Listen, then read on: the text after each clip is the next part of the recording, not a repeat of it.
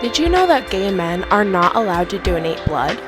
Welcome back to Sex Education Nation, and today we're going to talk about the STIs, HIV, and AIDS.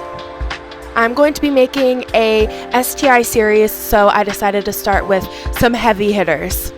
HIV, or human immunodeficiency virus, is spread through bodily fluids. And what it does is affect your immune system from fighting off bacteria, viruses.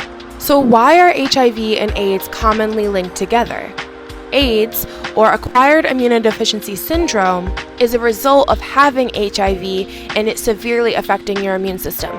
So you don't start off getting AIDS, you start off with HIV and it may turn into AIDS. But that doesn't always happen. While there are no cures for these diseases, there are treatment plans that you can get in order to improve your immune system and reduce the likelihood of transmitting these diseases. So back to my first question, why can't gay men donate blood? Ever since the 80s and 90s, there has been a negative stigma towards gay men for transmitting HIV and AIDS. Now, does that mean gay men are the only people who can get those diseases? No, definitely not.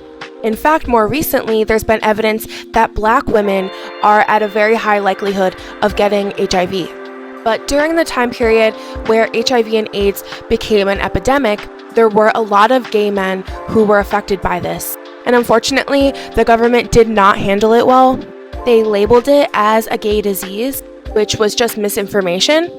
And it ended up that a lot of gay people died because they didn't have access to treatments, medicine. Sometimes even the nurses refused to deliver their food to a patient with HIV and AIDS because there was rampant homophobia, especially surrounding these diseases, which is obviously very unfortunate for those people and the gay community itself, because if you think about it, that's not very long ago. In the gay community, we're missing a lot of our queer elders because a lot of them were affected by HIV and AIDS. But the good news is there are medicines that can help you. If you're a gay man, you can take what's called PrEP, and there's other medicines, and you can become completely undetectable, which means that you can't even transmit the virus. Unfortunately, though, it still does mean that gay people can't donate blood because there's still a negative stigma around it. If you're a man who has hooked up with a man within the last 3 months, you are unable to donate blood.